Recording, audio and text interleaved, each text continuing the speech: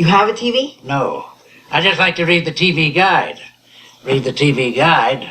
You don't need a TV. Television addict! Television addict! Television addict!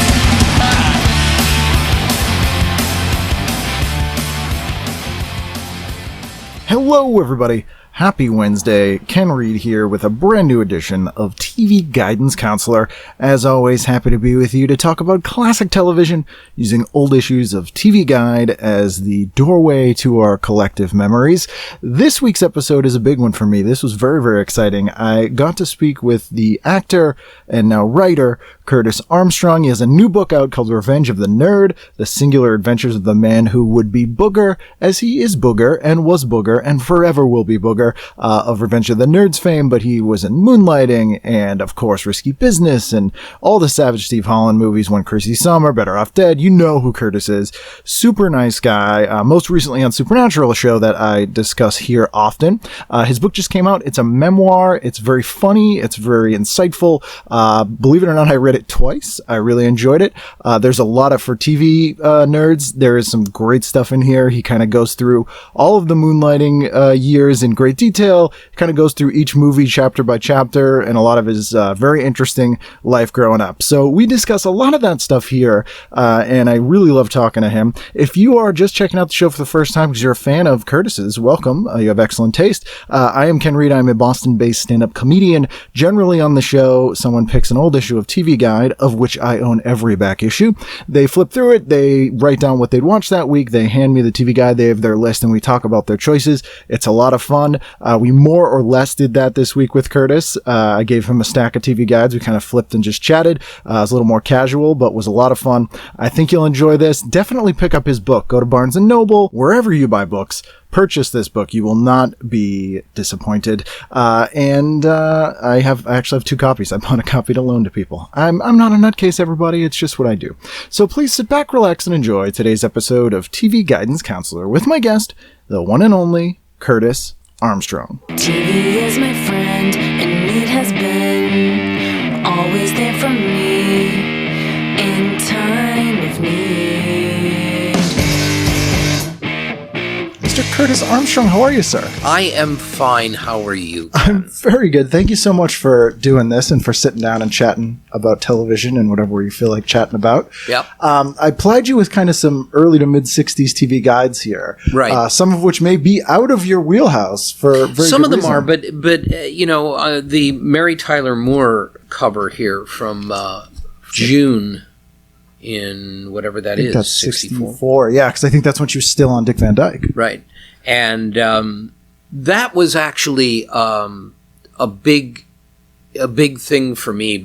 The story is, you know, because I was born in Detroit in 53, and by 64, I was living in Switzerland.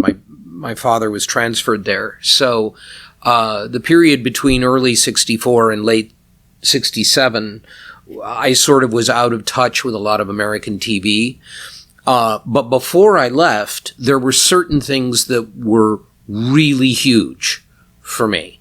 As you pointed out when we were talking before, I was a reader. I was a big reader, but there were certain television series that were huge for me. And one of them was Dick Van Dyke, because I absolutely adored Van Dyke. Right. And I actually go into this a little in my book. The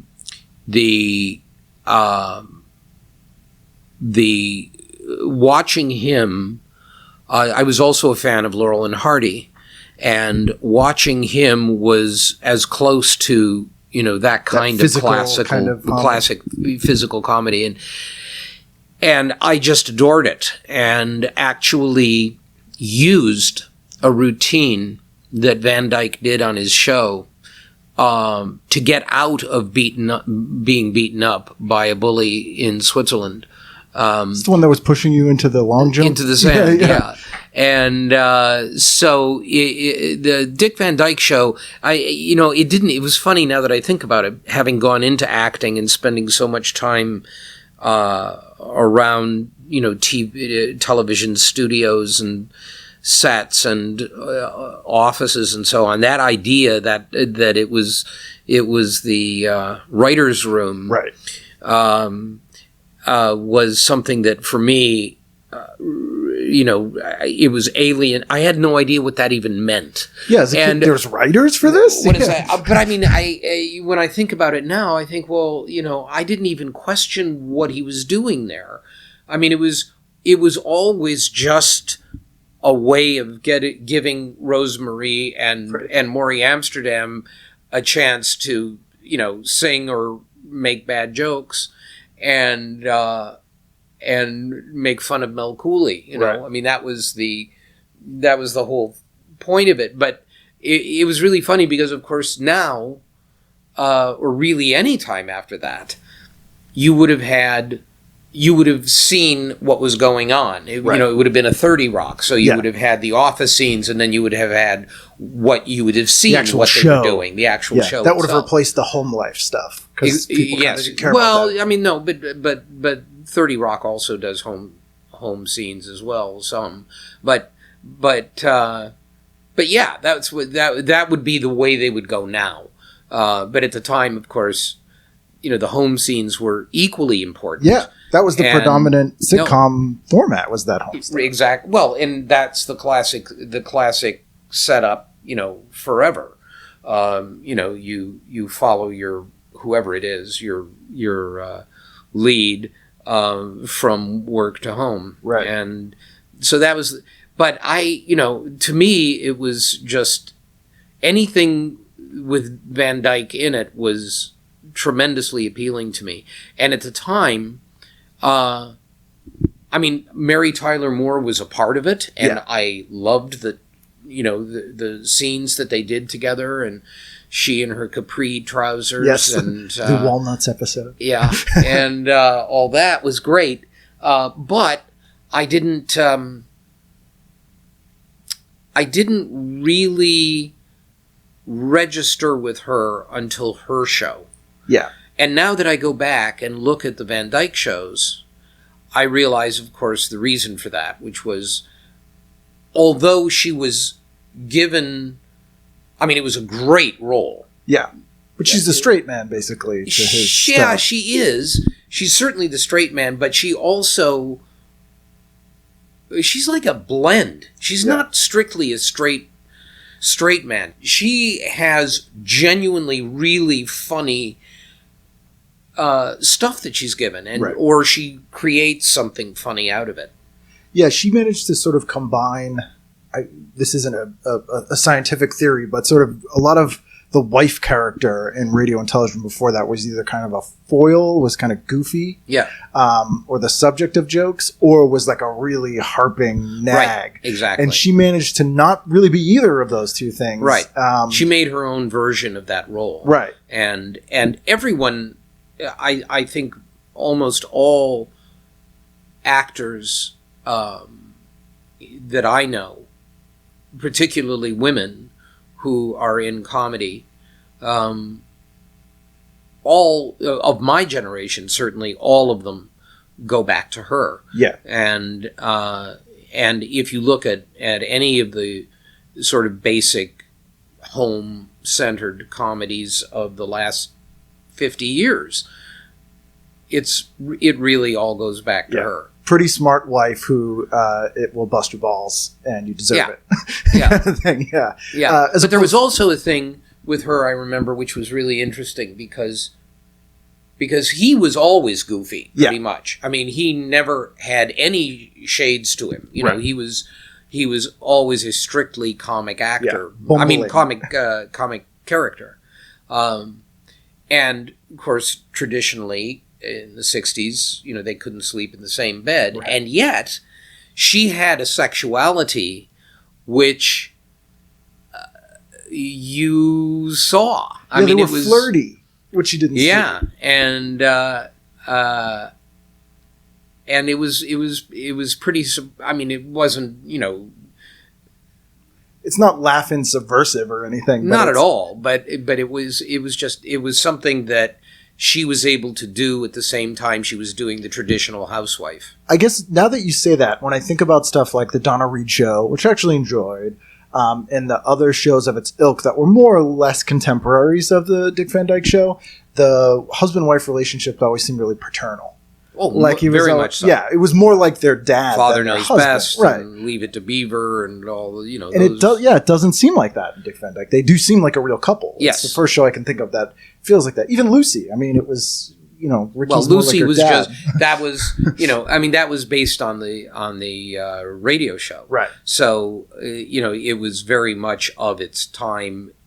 I mean, brilliant. Yeah. But she was the comic dynamo. Right. And that was the, you never really got the sense of her as a sexual being at all. Right. It was always the comedy was at her expense brilliantly. Right. I mean, comedic and physical. Oh yeah. But yeah, it was never she was never come across as sexual, and you were always laughing at her. Right. In a good way, not in the way we would think of now. Right. But yeah, Mary Tyler Moore really that does seem to be the first role like that for a woman. And it sounds like the interesting thing, and I've weirdly encountered this with a lot of my friends and people that I know who've gone into acting in the media that talk about Dick Van Dyke, is they all gravitated towards the showbiz part.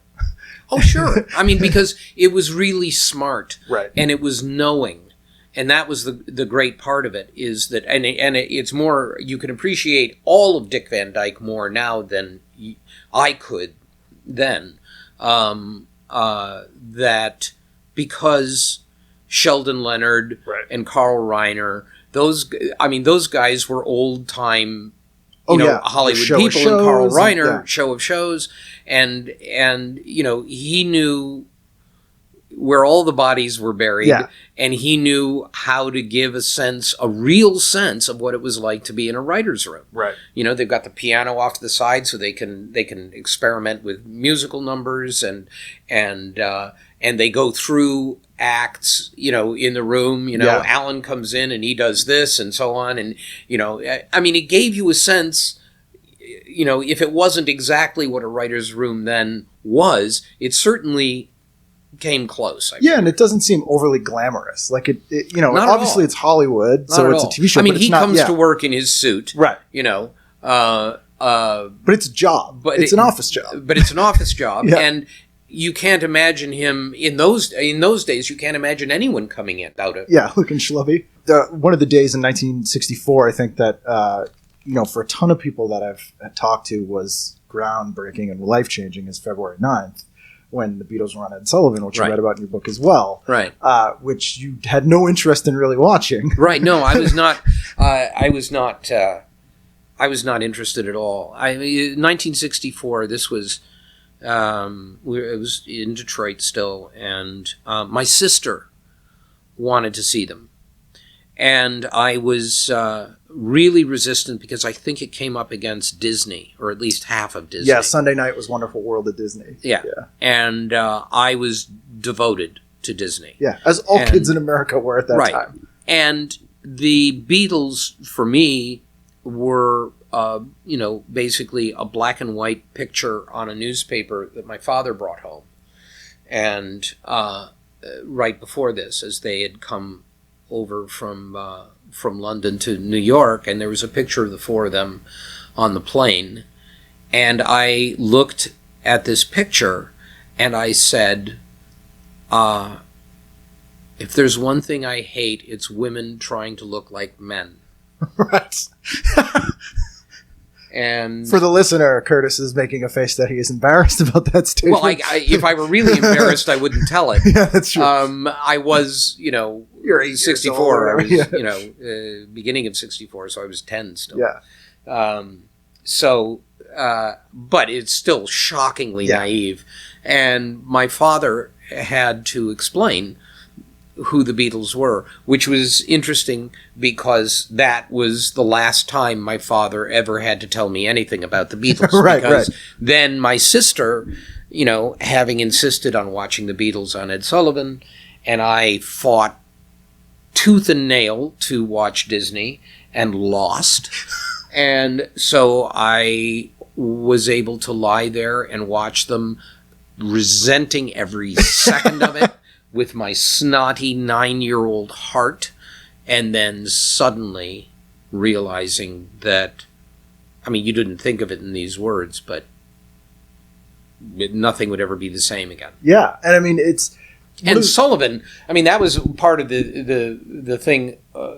I mean, as much as I didn't care about the Beatles or not being at all interested in the Beatles, part of it was also just Sullivan's show. Yeah. Which never appealed to me on any level because it was all these Borscht Belt comics. Right. It's all vaudeville guys. And, you know, and you know, contemporary entertainers who were not, I mean, I didn't get any of it. Yeah.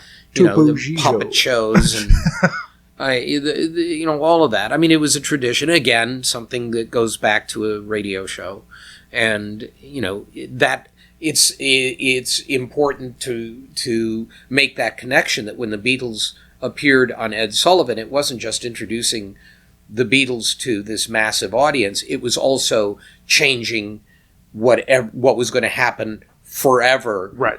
On shows like the Ed Sullivan Show. Right, and it really was the first instance It was the death knell. Yeah, the visual impact of a band made a difference now. Well, I mean, he'd had Elvis on. 57, I think. Yeah, but I think that, you know, the Beatles just had a larger impact even than Elvis. I mean, the thing that I talk about on this show a lot, too, is that, you know, when we grew up sort of pre-millennium television, right, we didn't really have as much of a choice in what we're going to watch. A lot of times we were forced to watch things because of our family. Oh, absolutely. And we stumbled on things that ended up becoming lifelong loves. And right. Those are the things that we ended up loving, that just, you know, a change of the channel or, you know, doing something else, you know, would we be the same people we are today in a lot of ways? Right. And that fascinates me because it sets us on this path with just, you know, because of things getting piped into your house that you kind of just happen to see. Right. And you were also...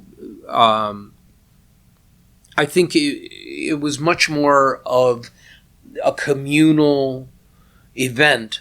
I mean, we had 3 channels, of course, and then, you know, a couple of local ones near, you know, later, really. Right. Were you getting Canadian stuff? Did you get CBC? CKLW? CKLW, is that right? One of the Windsor stations we got. And then later we got UHF. Yep. I mean, much later. And you were able to pull in Toledo and places like that. The weird stuff. The horror movies. And the weird things. The horror movie, the ghoul and all that stuff. So you could get that. But basically you had 3. And, you know, so in a household like that, and nobody had their own televisions in their room. Right. So you had one television and you watched basically what could be agreed upon. And in our house, I mean, it wasn't one of those households where it was like the father dictated. Right. Watching sports. Yeah, I mean, it was nothing like that.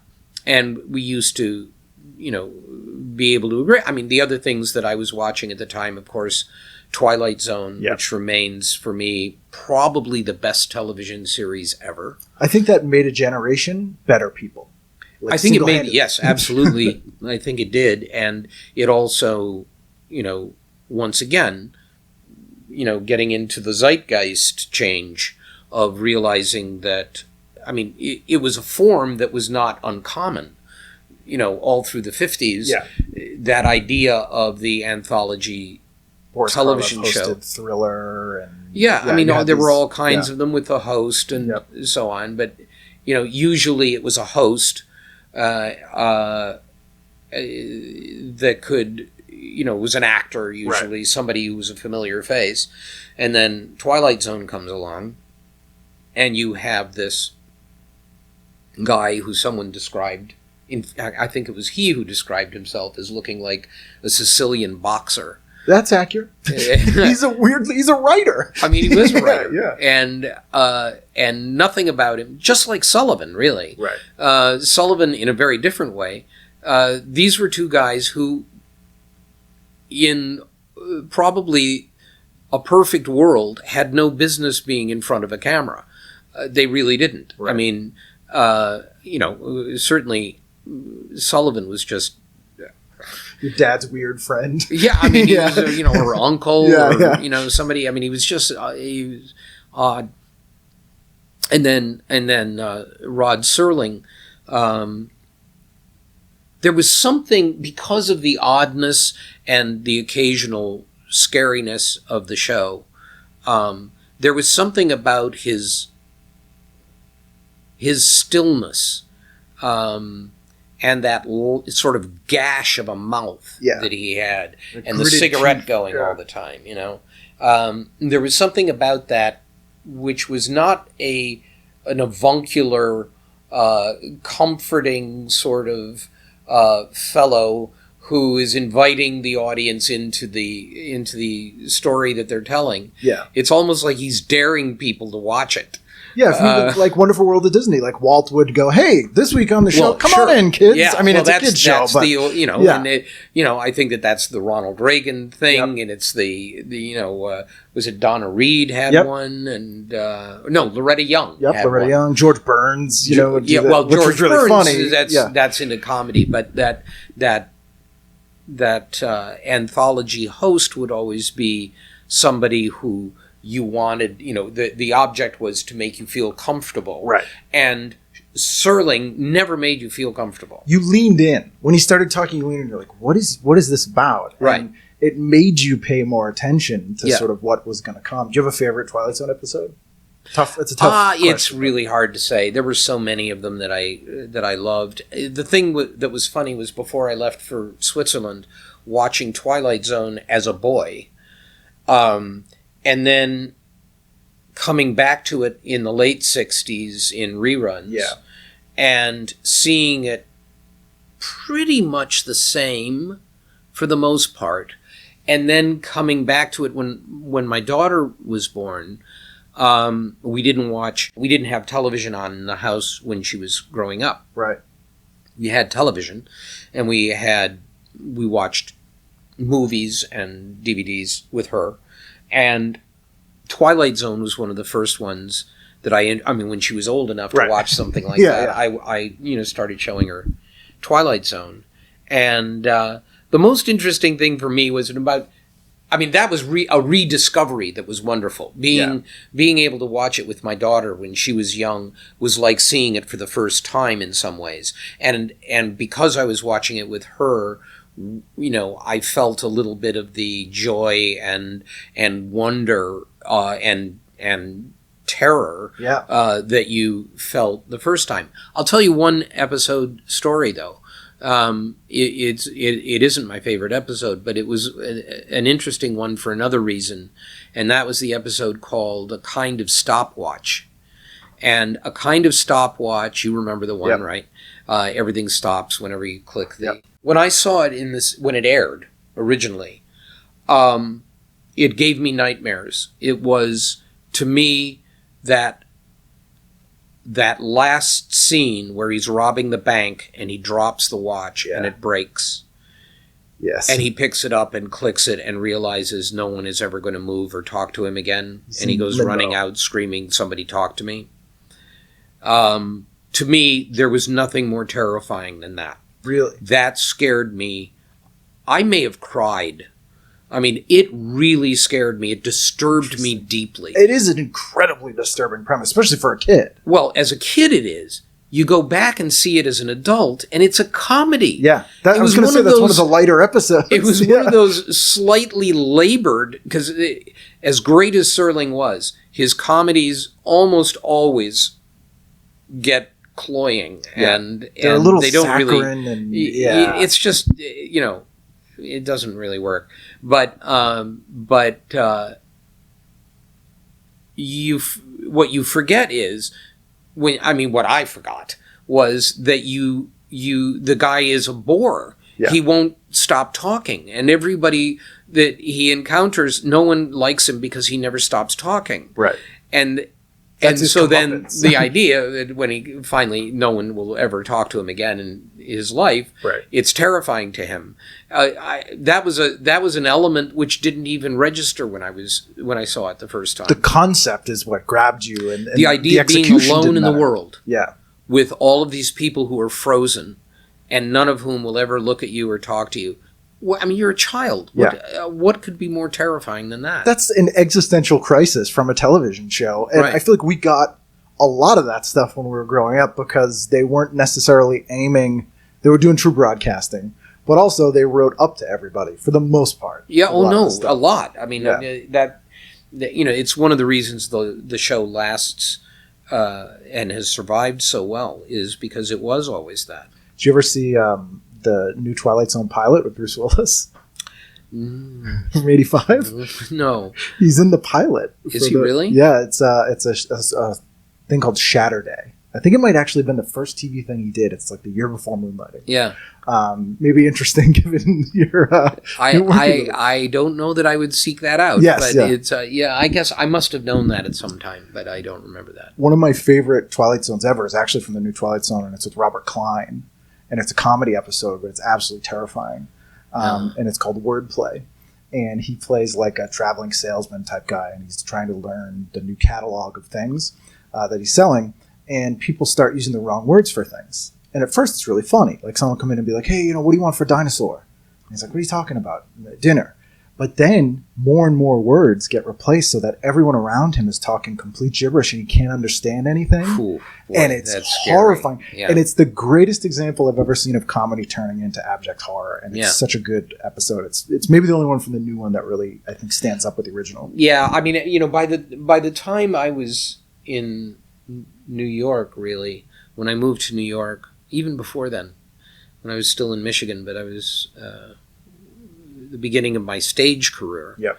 I never had a TV. Yeah. And so, I went from a period of like 1973 to at least when I moved to New York in 76, I didn't have one. And honestly, even when I got a television in New York, I didn't really watch it You're very so used much. to not having it. And I'd Yeah. gotten out of the habit of watching it. And there were some things that I watched during those years. I always liked Rockford Files Yeah. because I was a big Jim Garner fan, and a few things, but not a lot. Not a lot by that time. Did you watch any American shows when you were in Switzerland? Well, no. The great thing about Switzerland, I mean, it was hugely important, for my television viewing, but not because of watching American shows. The Switzerland in those days also, I think, had 2 or 3. Yeah. I think 3 channels, and they would there was no industry, of course, Right. so they would import mainly British shows and then dub them into either French, German, or Italian, which were all the languages in Switzerland. And so when I got there, I saw mainly, of course, there was one thing which was universal were the English rock and roll shows. Yep. And that was huge because by that time I was so deep into the maw of British invasion music. It started with the Beatles, but then I was into everything and everything I would listen to. You get the height of mod going through that time, too. And that's 65, 66 Yeah. when I was there, and in Switzerland rather. And So but I would pop, see Shindig. things like Ready Steady Go, and Shindig was American, but Ready Steady Go was English. Hullabaloo, I think I saw there. So those things would run, and they would run. Obviously, even the connecting bits were run in English, and of course, the reason you watched it was for the music anyway. Right. So that was great. But then I remember one night, and this was one of those big ones, where I was flipping around the 3 channels and came upon the strangest and most intriguing show I had ever seen. It was nightmarish, and yet it was in French, so I only caught some of it. I had been there for a while at that point, but not a lot of it. And I started watching it regularly, and the show was called Chapeau Melon Bottes de Cuir, Okay. which interprets into bowler hat and leather boots. Avengers? Ah, very nice. And that was huge. Yeah. Avengers, maybe, right up there, for me with Twilight Zone or Star Trek or any of those, maybe even more of favorite television shows. I love that show. But because I couldn't understand it, I had no end of that show of all things. It's weird. It's not anyway. like a Western. Yeah. There aren't all of the tropes laid Right. out that you can follow. There are no tropes. Yeah. That you can follow if you don't speak the language. So I was watching something. I didn't know if they were married. I assumed they were. Yeah. But why were they killing people, or why were all of these people dying in these bizarre ways? Oh my God, I was just totally taken by it. It was, and then I think we went over to England. We went to London in '66 for a summer because my father was working there on something.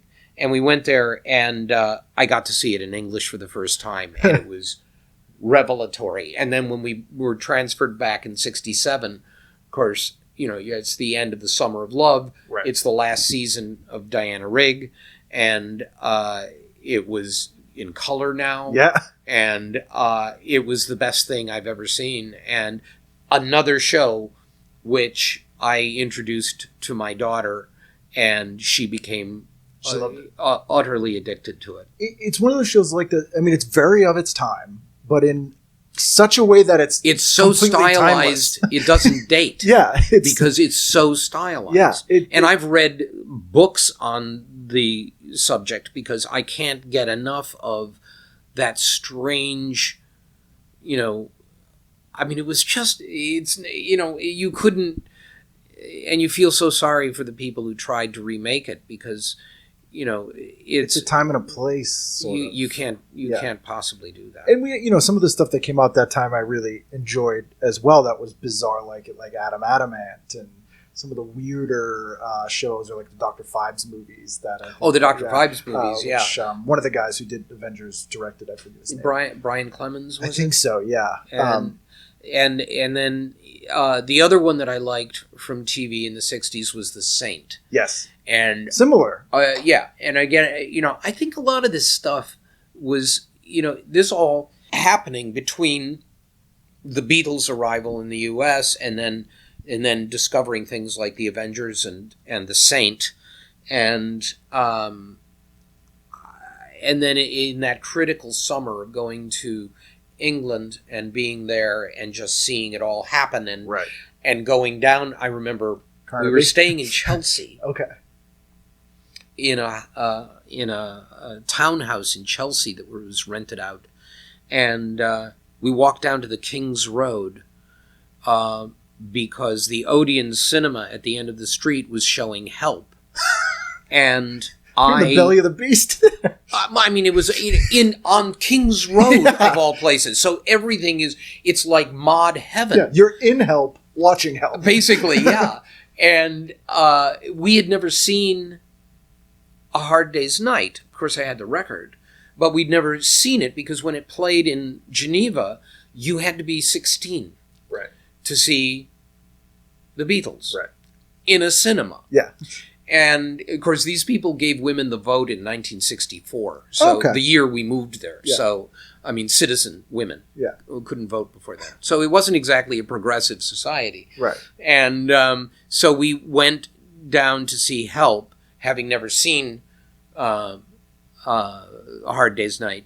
And I think we must have seen it 5 times in a week. We just kept going back and going back and going back and going. Because there was no video. Like if you loved a movie, that's you kind what of you had to go. Do. I got to watch as much as I can now. I may never see it again. Right. I mean, you, as far as you were concerned, you would never see it again. Right. You would just wind up, Yeah. Maybe it'll be on TV. Maybe it'll be at a revival house in college. But who knows? Well, I didn't even relate to it that way because although there were, if you lived in a city that had revival houses or art cinemas, that was great.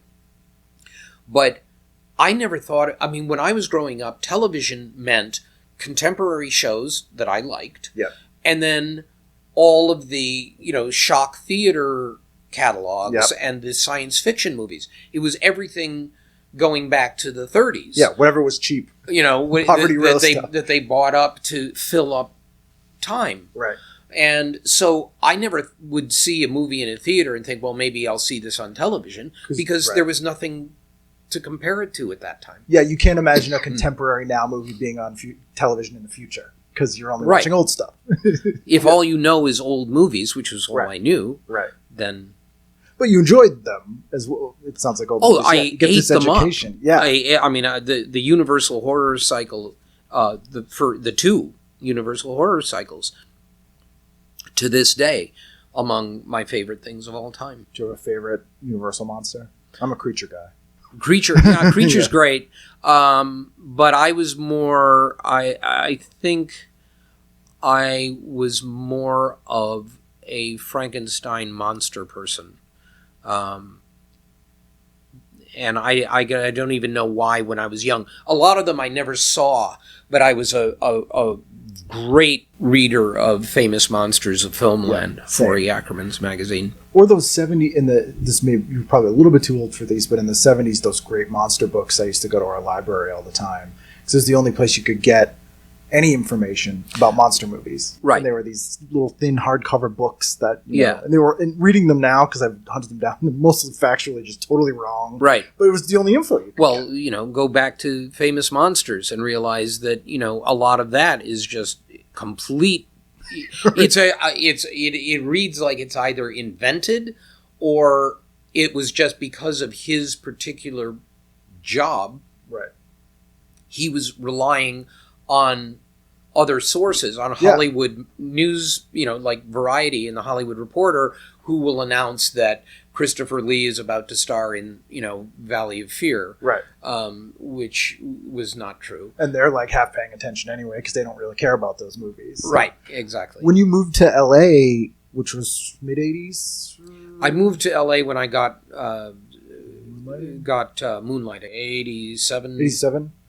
So by that time, probably, you know, Forrest was a little up there in age, but did you have any desire to kind of hunt down any of I did. Oh, you met him? Oh, yeah. Yes. Oh, so you went to the several Ackerman times. Mansion? I went to the Ackerman Mansion. It wasn't the original Ackerman Mansion. It was another one, but Gilbert Gottfried, who was a friend of mine for years and years, I was in the process of moving into my new house with Elaine, my wife, and we live in Los Feliz, and... House of Pies. Huh? House of Pies is over there. House of Pies. I Well, love House that of was Pies. Forrest's favorite restaurant. Yeah. And I get a phone call, and it's from Gilbert, and he says that he's had an invitation from the editor of Fangoria, I think it was, who he knew. Would have been Tony Timponi. And he said it was like a Thursday. So it was middle of the week, and Forrest always used to have the open house on Saturday. Right. But it was afternoon on Thursday, and Gilbert was in town, and the editor of this magazine had called Forrest and asked, as a favor, could he do the tour for Gilbert? So, and Gilbert and I we always talked about the Famous Monsters and all that. Oh, so, that's a mythical place to get together. If you grew up reading it, it's something that you never forget. And so Gilbert called me, and we drove over, and it turns out Forrest lived about 5 minutes from my house. And You'd never know. Well, no, why would I? You know? And so we not on drove the map over to to it, home. and Forrest greeted us. And there was this slightly bizarre afternoon where Forrest Ackerman and Gilbert Gottfried and Curtis Armstrong were just wandering around the Ackerman Mansion together. He gave you, this is the ring that Bella Oh, knows. yeah, He gave you the whole deal. The whole wow. deal. Was that seems like the kind of thing that you're just kind of wide-eyed and silent until you get home, or the next morning you're like, what the hell just happened? Yeah, except if if Gilbert is with you, there is no silence. That's true. And, you know, I was doing all of the earnest questioning, and he's going, "What is this?" Yeah. That's I don't, you know, and I don't think Forrest knew who either one of us were. Right. So, you know, he just knew that he'd been asked to do this as a favor to somebody. But then after that, we used to go often, because I then introduced my daughter to the magazine and also to the classic horror films. Right. So she was into it. So we have pictures of my daughter at Ackerman Mansion. And Wow. we would go there on Sunday and if somebody was in town, we'd bring them, and we became regulars. What was your favorite thing there? You know what I loved was the thing that I always loved about it from the magazine, which was the library, which is my own weakness. I mean, I loved all the stuff. I loved the first edition of Frankenstein, Mary Shelley's Frankenstein, and it's got the pressed leaves in it from the. Because he was a science fiction book editor. Agent. Yeah, I think he was Ray an Bradbury's agent for a while. Or yeah, he was the one time I met Bradbury was with Forey, and I'd been invited to a party, one of Forey's parties at that point. I mean, birthday parties. Yeah. And it was held in this weird upstairs Thai restaurant. It was really a weird place in Hollywood, and I went up there and went over to Forey to say hello, and sitting next to him is Ray Bradbury, and sitting on the other side is Carla Laemmle. Wow. So it was that was a big moment. Yeah. And I had actually communicated with Bradbury by letter about Harry Nilsson, which was a big thing of mine for a period, and I was trying to get a quote, because I knew Bradbury had known Nilsson and liked his music, and I wanted to try and get a quote from him. So I got in his letter, his address from somewhere, sent it off, and Bradbury just sent back this letter with a quote. I mean, sure. It was, that kind of, elegant consideration of people was, one of those dying arts. Yeah. Very, very Bradbury. Was there anyone that you got to meet and work with that you used to watch as a kid? Like, did you ever meet Patrick McNee or Diana Ross? Oh, no. Yeah. Oh, God. No. I never... Do you know Melanie Chardoff? I think you were in Sure, Apocalypse. Yeah. She was friends with Patrick McNee, and I had her on the show. She told me this crazy story about he used to travel the world with no money, and she was like, how do you do this? He goes, here's the secret. Never stay more than 3 days and have 2 good stories. That was it. That presupposes the fact that you're an international icon to start with. Yeah. But yes. That's not, that sounds exactly like what he would say. Yeah, it is, totally. But, don't try it at home. No. You never really done any horror stuff. Not really, I can't think of anything. Is that something you'd like to do, or horror sci-fi? Or anything? No, because unless, something happens now, like, Get Out, and suddenly you've got a movie that means something and is exciting and just a piece of art. Right. And that happens once every 10 years. Yeah. And not often, and not almost ever as completely successful and unique a project as Get Out is. But, horror films ceased to mean anything to me after about maybe the Fibes movies. I mean, it's far back. Yeah, I agree. It's a very different animal after that. So one thing I want to ask you about, and you don't mention this in the book, but you have some great chapters about working on Moonlighting, which is easily the biggest television thing that you did. But you were on Cybill later, too. Yeah, just once. Yeah, what was that like working with her again? The executive producer was Jay Daniel, and he was the executive producer on Moonlighting. Mm-hmm. And he was brought in, and then coincidentally, the first person he hired was my wife, Elaine. Oh, wow. Not knowing that we were married. Wow. So she was working in different shows at the time. Jay hired her because he knew that Cybill wanted a high-level woman on the writing staff. So he hired Elaine, and Elaine came in, and then at the appropriate time revealed that she was Curtis Armstrong's wife. Right. And then the idea came up that it would be fun if I and Jack Blessing, who played McGillicuddy on Moonlighting, if the two of us would play her agents in the pilot, not in the pilot, in the first episode. Right.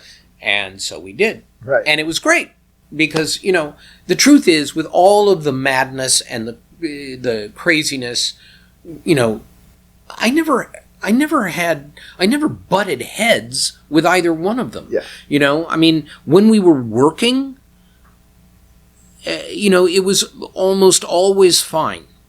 It was just when we, you know, we're dealing with the fallout of the latest dispute or argument or whatever, it became a problem.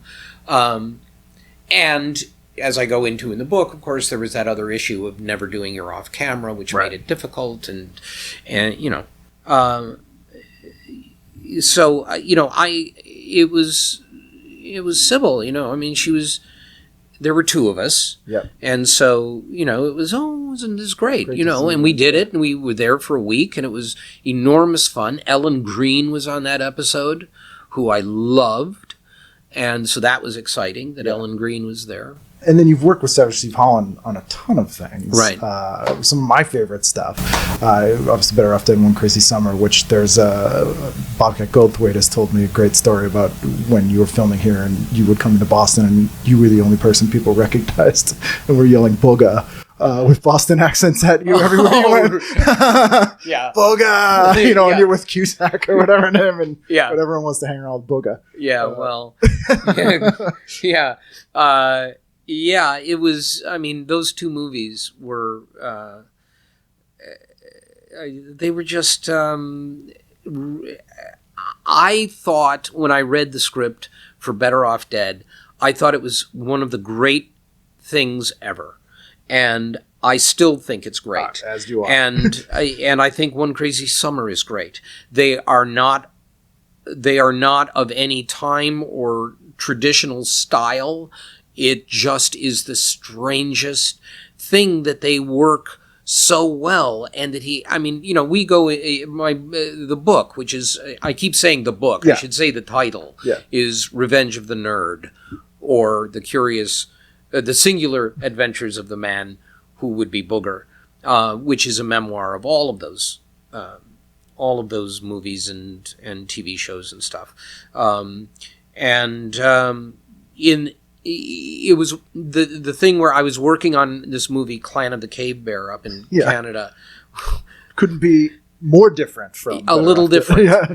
And they sent me the Better Off Dead screenplay, and I remember sitting on the set dressed as a caveman with all the makeup and everything, and reading this and just howling because I thought it was so great and so, you know, eccentric. It was just, you know, marvelous.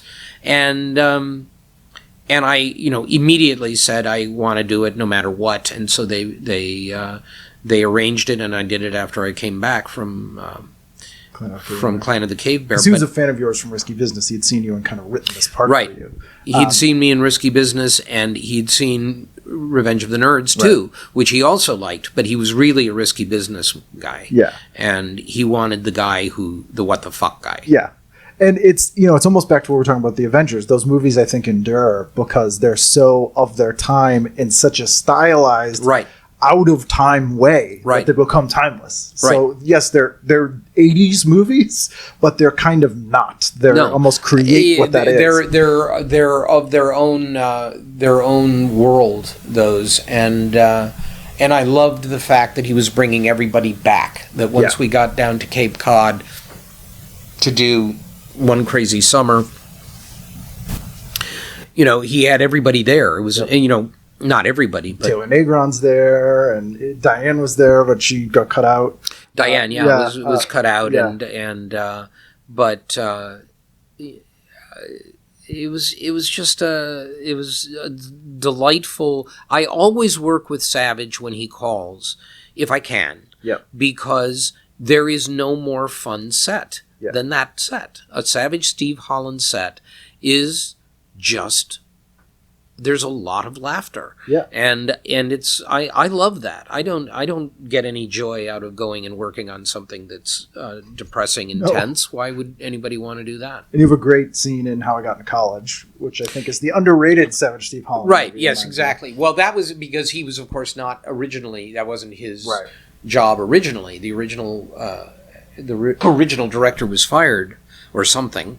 He makes it a very him movie, though. Well, he did a rewrite on it, which made it more savage. Right. And then he started bringing in people, and he was shooting it on the 20th Century Fox lot. At the time, I was doing Moonlighting on the 20th Century Fox lot. Okay.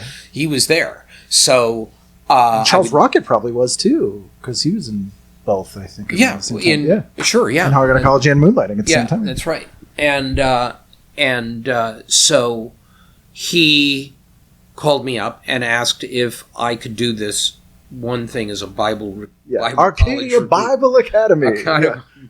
Arcadia Bible Academy. Not if he sees my scores. They're low. And I swear it was like on my lunch hour. I mean, it was almost, I mean, it couldn't have been, but it was like... It's a small little cameo. It's a little cameo.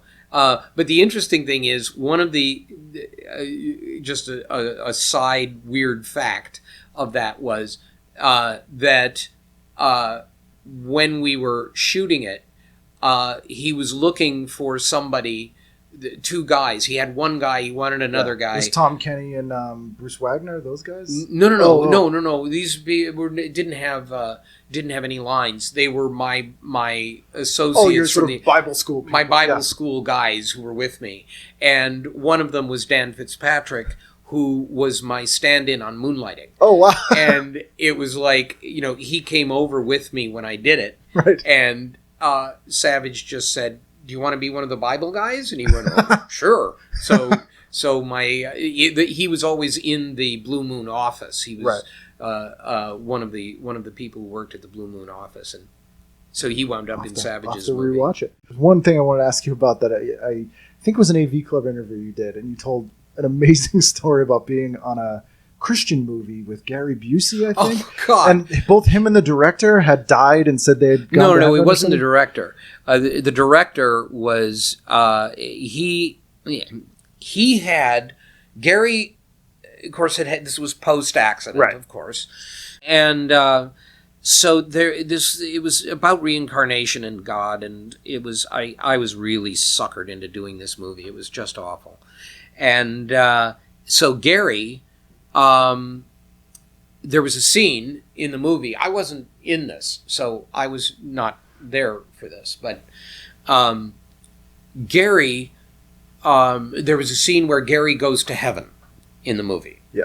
And they had these three guys who they'd hired to be angels or whatever they were. Yeah. And it was this, strange set. It was just awful.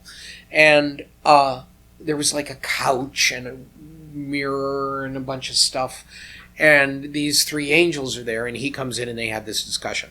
So, Busey would just not show up, and he would be like, he was such a jerk. Yeah. And so, they'd been held up for a long time waiting for him, and he finally shows up, and he gets to the set, and he looks around, and he goes, "Can't do it. I can't do it. I can't do this scene. I can't do it." And the director is about to blow his and everyone else's brains out. And he says, "What's wrong, Gary? What's wrong? This isn't like it.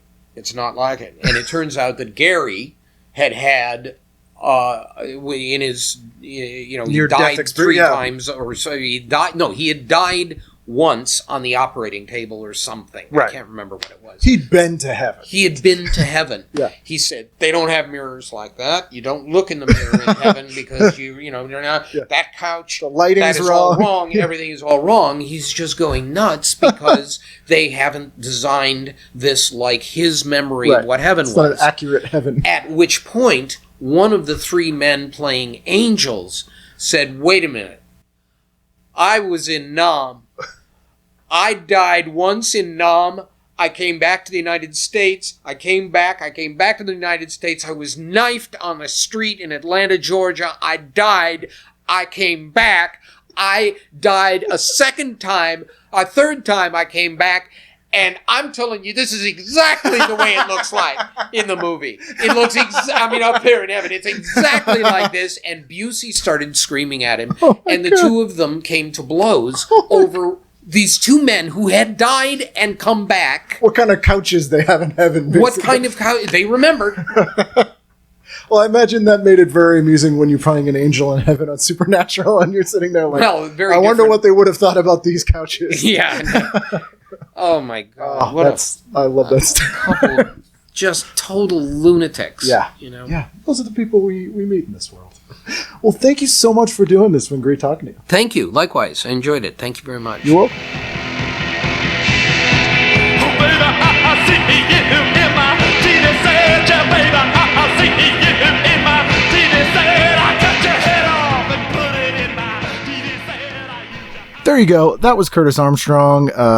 Great recommendation for your beach reading for the summer. Is Revenge of the Nerd. Actually, I was reading this on the plane when I was flying out to Denver Comic Con, and my seatmates were asking me all about it. Recognized Curtis, and I believe they bought copies. So it is it sells itself. But definitely get this book. I cannot thank him enough for talking to me. It was a great time.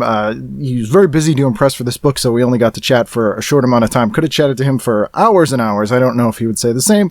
But it definitely could have gone on much longer than that. And again, cannot thank him enough for taking the time. Thank you for taking the time to listen to the show. If you'd like to take some more time, we have brand new episodes each and every Wednesday, so please be here then. If you like the show, subscribe on iTunes or wherever you find podcasts, and rate and review the show. It helps other people find out about the show. It is a great help to me. In addition, you can email me if you have questions or comments or guest requests or people you never want me to have on the show. I can try to accommodate that. Please email me at tvguidancecounselor@gmail.com or at ken@icanread.com. icanread.com, of course, being my stand-up comedy page, as I am a stand-up comedian. You can also purchase things on icanread.com, including TV Guidance Counselor enamel pins and Ken Read stand-up comedy albums, TV Guidance Counselor t-shirts, and now sleeping bags. I probably won't sell a lot of those, but it was just more of a thing for me. I like to sit down on a Saturday morning in my sleeping bag. Well, I said that with a real Boston accent. Saturday morning with my sleeping bag and a bowl of cereal and watch some cartoons. That's just me. I'm 37 years old. Anyway, we'll see you again next time on a brand new edition of TV Guidance Counselor. Chapeau melon, botte de cuir, which interprets into bowler hat and leather boot.